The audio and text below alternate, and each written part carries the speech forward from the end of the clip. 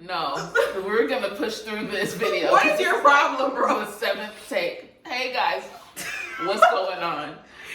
We have had a long Monday, but I hope you guys had a good Juneteenth weekend. I hope you had fun with all your friends.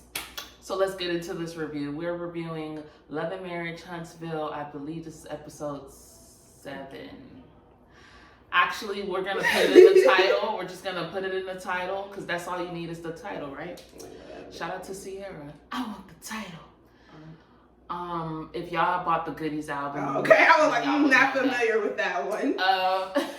So this episode starts off with the guys arriving. We're so far off.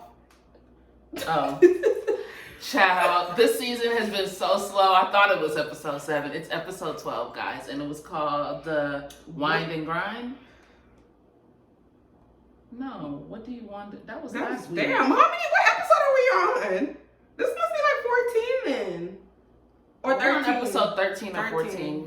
Mm-hmm. So anyway, the guys arrived to the Atlanta mansion for Martell's wine tasting for his grandma named Inez, which that name just, it looks like incest to me. I'm so sorry. R.I.P. to his grandma, man. But rest in peace, his grandma. Hope she's proud. So Melnika's dress was really busy. With that Gucci belt that she refuses to not wear. I'm like, I don't really know that the Gucci belt went with that dress. And I'm not sure it's ever necessary. Yeah, that dress was a lot. I didn't like it. With the peacock one?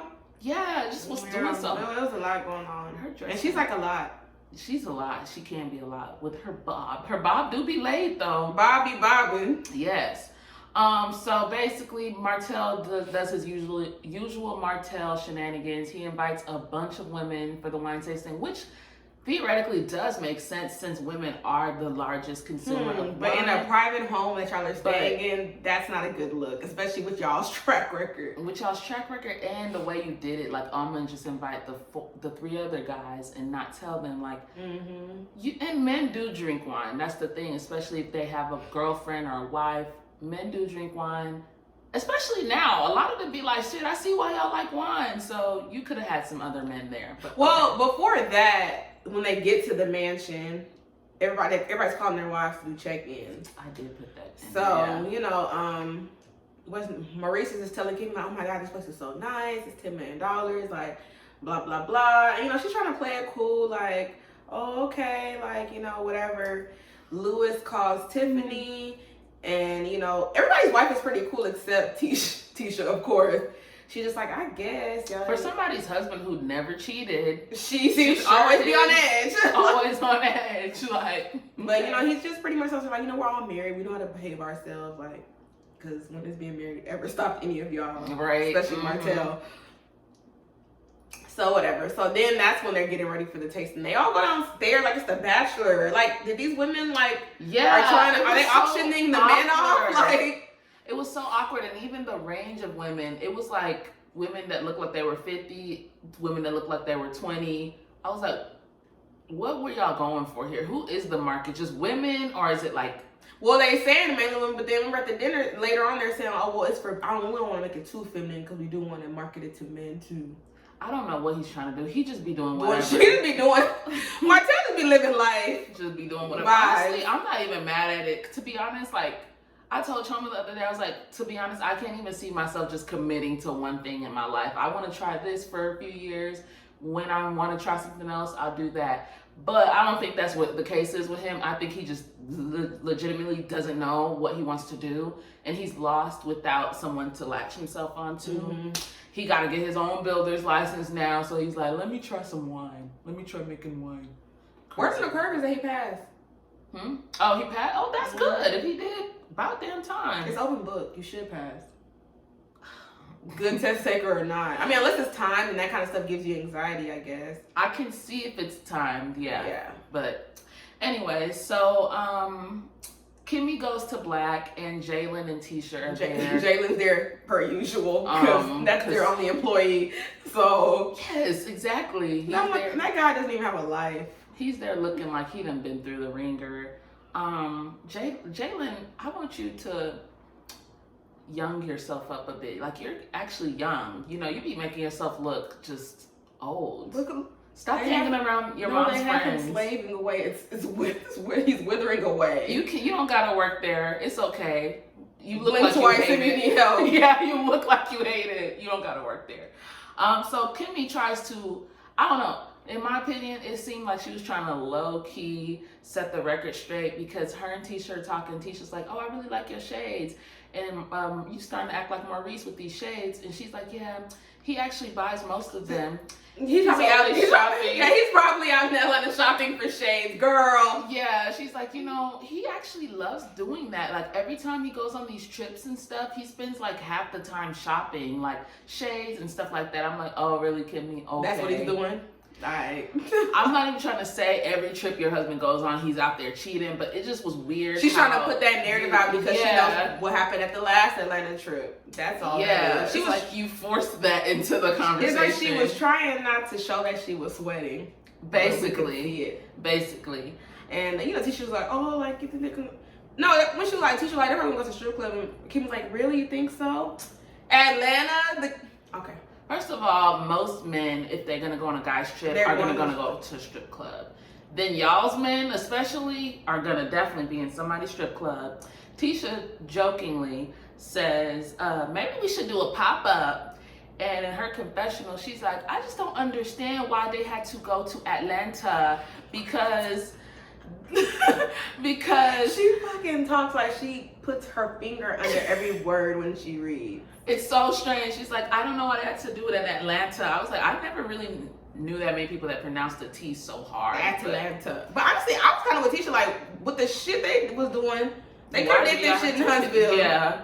Y'all could have did it in Huntsville. And she made another good point, like, Martell doesn't even drink wine like that. You made it an all guys trip when women are the ones who usually drink wine. You could have invited us then and made it a couples thing, so that we could all like taste the wine. But he wouldn't do that because he don't got a partner.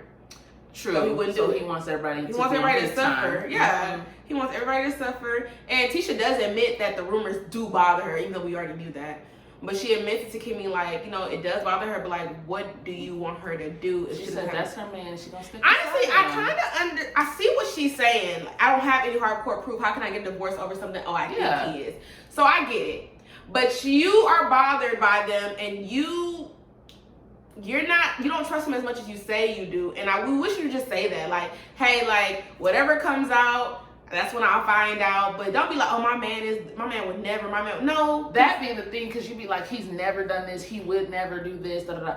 My thing is, actually, we had a conversation about this the other day when I was like, you know, at what point is enough for, we talking about cheating in general, and I was like, I can get it though, like if you didn't see it with your own eyes, it's like, okay, but you just kind of have to allow your intuition to guide you to where you feel like it's enough. You'll know when it's enough for you. Mm-hmm. So it's like, cool, you haven't seen him do whatever, that's fine. But the rumors bother you, so stop saying everybody else is just trying to ruin your marriage. Destroy your marriage. Like, you don't even have to tell us the ins and outs of your relationship, but I do think that you need to do a better job with holding Marcel accountable on camera, because he has no issue making you look silly on camera. So you need to be like, give me a straight answer, that bothers me. But you be letting him slide like, oh, okay. He'll just start preaching and talking in circles, and you'll be like, oh, okay. So it's just like, you got so much smoke for everybody else, but not for your husband. Period. Facts. So back at the mansion, Martell suggests that Tiffany and Lou are open. This whole scene was confusing to me, and I could go the rest of my life without ever thinking about Tiffany and Louis' sex life. Yeah, he was being very vague with it, but I was with Marcel. Like, when you say y'all are open to new things, there's really only one thing I think about, which is you having sex with other people. Yeah. So he was like trying to get to the bottom of it, like, what does open mean? And Martell was just like, oh, they're just open to like trying different things. And in his confessional, Marcel was like, oh, well, I really want to know what Louis said to make this even possible. Like, maybe I can take some advice from Louis after all. I thought you said you're not even into that a few seasons ago. You said your wife is all you need. it's just certain jokes that are like It's not tasteless when you're. Especially when you be in going that through all them position. damn cheater rumors. Yeah. You should be making no threesome jokes, okay? Like, use your common sense. But Marcel doesn't even. He be trolling. That's the thing. He be getting a thrill out of making people think he's doing whatever it is. Like he likes that shit. But yeah, so they go to the strip club, and baby, Martell is acting a damn fool. If this is how he acts when the cameras are around, I don't know how Mel did it when she didn't know where he was, because this guy's all up in the stripper's ear like, can I have you after the night is over? Oh, she might be my baby mama for the baby number 6. I was like, hey. We might be having a 6th child. I was like, you are a nasty. So not only are you talking about just sleeping with a random stripper, now you're talking about getting her pregnant, meaning you just have no plans on using contraception or contraceptive. Whatever it is, he had no plan of using it.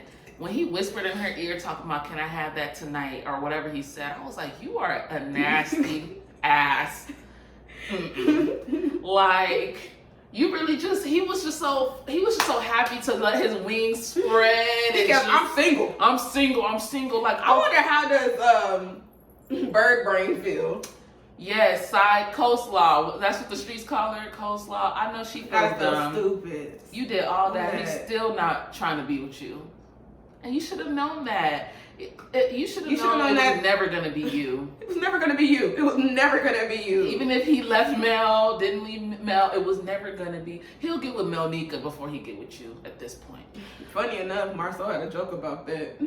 Yeah, bring a third Mel, because third Mel's the charm. I'm like, yeah, he do love him some Mels, child. This whole show loved them some M's. Everybody's just M. Marcel, Maurice, Martel, Mel. So Lou looks like he'd rather be anywhere else but there. He just puts his head down and smokes his cigar.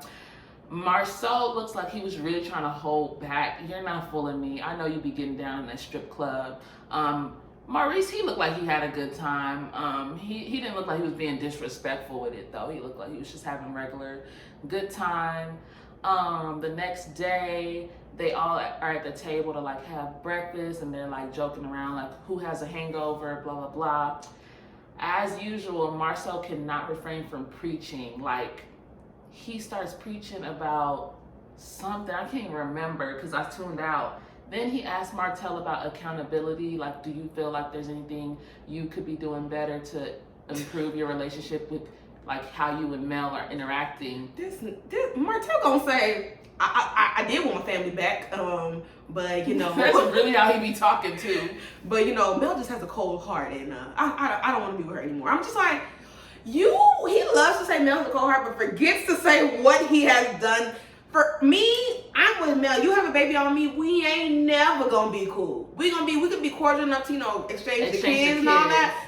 But I'm sorry, that is unforgivable to me. He acts like she just been that way. If her heart was so cold, why were you with her for 13 years? And why did she take you back all those times? You were only saying that now because she didn't take you back this final time. Exactly. Period. And I'm sorry, I don't agree with a lot of what Marcel says, but he was spot on.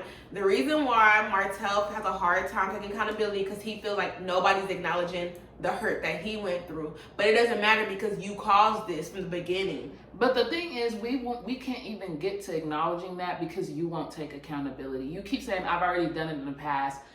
Accountability is not something that you say like, yeah, I shouldn't have did that, and you don't talk about it again. It's with something like this, of this magnitude, it's constantly acknowledging like, yeah, I did do that. Here's what I want to do better. Like, it's more than just saying I did that. It's taking accountability like, I need to fix this. I need to make it better. Not fix it in the sense of getting back together, but I think Melody would forgive him if he was like, not taken back, but they could be enough to be more cordial. For sure, especially really because they have kids together. 4. So it's like no one can get to the hurt that and what is the hurt that you went through? You're hurting that you lost your family, but you caused it. So it all goes back to you. So you caused your own hurt. Yeah. So when Marcel started telling him that, and he was like, I don't want to talk about it, of course, because Marcel doesn't want to be told about himself. So that was that. And good luck in life with that, because you trying to venture into different businesses and stuff. Somebody's going to be telling you what the best thing is to do, because you don't know it. You don't know. A business person. Oh, and then one more thing. They were talking about Lou. So I'm confused with Louis and Tiffany's storyline, because last season they were the perfect couple. This season they have all these problems. So I don't know if it's manufactured or they were always having issues and were hiding it last season. I think that it's the latter. Okay. Because I mean, when they were at the clothing store. Well, yeah, but remember when Marcel was talking to Louis about it, he was like, these are serious problems. Like, if you're having this already in year 2, oh yeah, it's only going to be a bigger problem in year 3 and year 4. Yeah, and you're just I agree with you. And I agree, you need to address these problems. But that was the last scene. But the scene we missed is when Tiffany and Melody went to the store. And honestly, I feel like her and Marcel low-key kind of told them both the same thing on separate occasions, because Mel was kind of like... First of all, stop putting that, because she kept saying, hopefully you don't go to Atlanta and get influenced. And Mel was like, don't even put that kind of energy out into the world. Exactly. Like, he ain't doing nothing like that. Like, you just talking now. And I think he might be insecure. What exactly did Tiffany do? I have no idea. What did she do? Because she's talking about how busy she is, and she's just driven women, and he might be intimidated by her. I think she started a business recently, but I don't know what the business is. And Let her tell it. Because on one scene, he had said, we just started a business, but in another scene, she was like, I am... Let her tell it. Louis is just a bump on the log and won't do anything until she says do something. Yeah, all he do is coach occasionally and come home and ask for some head. Like... Yeah, and then she's saying they have sex 3-4 times a week. Then he's saying they're not having enough. So I'm just confused. I just don't know what's going on over there, because I feel like 3-4 times a week is more than enough. That is, as adults with kids, like that is more than enough. And I have a hard time believing that Louis would be like, man, you only had sex with me 4 times this week. Unless he is being unreasonable. Maybe when they first got together, they were like bunny rabbits or something, and maybe now it slowed down a bit, and he has to be, grow up if that's the case. But if it's also her, because how can you say you want more kids, but saying how busy you are? So who should be taking care of those kids? I guess they're supposed to raise themselves. Let the streets raise them. Let the streets raise them. But she also says how she wants to continue to search for her dad. Funny enough, Melody's like, Melody just be looking so uninterested when Tiffany be talking. Mm-hmm. I feel like at this point, Mel is just filming just to film. Be on the show, because she just looks so over. She looks bored, yeah. Even last week when she was talking to Kimmy when they were talking about the whole, she was just like, okay. I think Mel is just genuinely over all this shit. And I don't blame her, because it's so tired. None of this drama is really that new. So she probably just tired. She does give Tiffany some advice about love languages. She was like asking Tiffany, like, hey, have you actually sat down and asked him what his love languages are and told him what yours are? And she was like, well, we had a conversation about it. I can't really remember. I was like, yeah, she was like, I don't really remember what he said, but I know I told him I knew what it was and he agreed. What?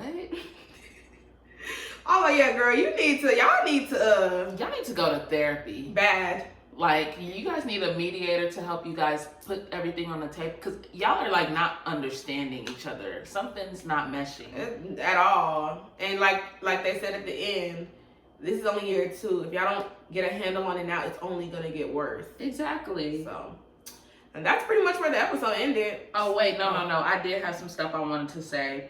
So after they did meet up at the clothing store, they went to the rage room, and I just thought it was really interesting that Maurice's life is so perfect that he has no frustrations. So he is going to bang the thing for Lou in Lou's honor. And then decided to say that he's frustrated that his son won't wake up. His 15-year-old son. He's not so motivated. He's 15. So because even more so, Marceau, like he's a teenager. Even Marceau had, like, he was like, man, so Martel was like, man, this is for whatever, when they're at the rage room. Marceau was like, man, this is because Miss Wanda won't leave me the hell alone.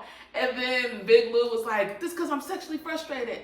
Everybody has something. Maurice, like, why you be acting like you're so... You and Kimmy do that a lot. And it's like, why are y'all even on this show if y'all are not going to, like, give us the real? Then y'all get on the bus. Doesn't he look like a gingerbread man? He does. He does give me that vibe. Or Pillsbury Doughboy. Yeah. Like, like nothing sexy. Facts. But like she said, when they got on the bus at the end, they're all, like, talking about their problems. And Marcel says, like, the rumors really truly do not bother him, but it bothers him that it's his own mother-in-law that is always, like, picking at their marriage. And he sees how that bothers Tisha. So that really does bother him. And she doesn't know any boundaries. They kind of, like, you know, talk about that. Lou says his own, which we already know is the sexting. They told him that, you know, they need to figure that out. I don't even know about Martell. I just be blocking Martell. Martell didn't really have anything. I mean, he's single. He reminds us every 5 minutes. And then Maurice is like, I feel like he didn't really want to share something, so he just picked something up. Yeah. Talking about his son is fifth monster. I hate that they call that boy monster. Maurice Jr., because I think that is his name. Yeah. MJ. Oh, he's not self-motivated. Like, you know, it's hard for him. I have to wake him up in the morning to do stuff. I'm like, he's and all the activities he listed that he's in, that boy is tired. I was about to say, okay, so he's doing football and 7-on-7, which is still football, but more football. Like, and then he said he runs track. I mean, goddamn, and he's like in the young men's black league or something like that. I was just like, plus he's going to school. Like, what more do you want? Like, at least he's not out in the streets doing something bad. Your biggest issue is that he wants to sleep in. Every 15-year-old likes to sleep in. They literally, Marcel was like, he was like, but yeah, when I was, he's not you. And parents need to realize that your kids are not you. Maybe you were just different, because honestly, everybody that I knew as a teenager, like, don't let the weekend come, because I would sleep till 1 p.m. Comfortably. My mom used to have to come wake me up like 2-3 times on the school morning to make sure I didn't go back to sleep. That does not mean he's not self-motivated in life. He's 15, bro. He's a kid. You know you tripping when Marcel is like, bro, he's 15. Because Marcel be the first one to start preaching. Marcel said the same thing. He's a teenager. And he was like, and honestly, that's what a parent is. You're going to have to do that the rest of your life. Yeah, like, you want him to be a grown man already at 15, and that'd be the problem with black men, is that y'all don't allow kids to be kids. You be always black men this, black men this. Well, you need to take my mom always says this. My mom always has like a funny saying for everything in life, and one of the ones she always says is, take the peg out your eye before you start trying to help somebody else. And that's Maurice. Like, you be talking about what black men need to do in the community. You need to start, like Michael Jackson said, start with the man in the mirror, because there's a lot that you need to spend time with your wife. She's been complaining about that. She's been begging you for quality time. You gotta spend time with your son, because they also complained about that you're not really home. And I'm sorry, I still can't get over the 3 years to do a honeymoon. That is unacceptable. That is unacceptable. That is like, you really put me at the bottom of the barrel. That is that's unattractive. I told you to just plan it, and no. Why would I just plan it? It's our honeymoon. Damn, you don't want input of where we going, nothing? And I hate men like that when they be like, even with weddings, they be like, oh, it's really just your wedding. No, it's our wedding. I want to know your input on something, please. That's really just your way of being like, I don't want to do the hard work. Let her do it. I'll just pay for it. But yeah, that was the episode, guys. This season has really been dragging. I think this episode was kind of good in terms of, like, I guess, getting into some of their issues. It was a break from the stupid drama, I guess. But it was still kind of giving filler a little bit. Carlos King, y'all gonna have to... This whole season been giving filler. Yeah, y'all gonna need to revisit this. But anyway, catch us next week, hopefully, for the next episode, y'all. We are really going through it out here. We're gonna try to get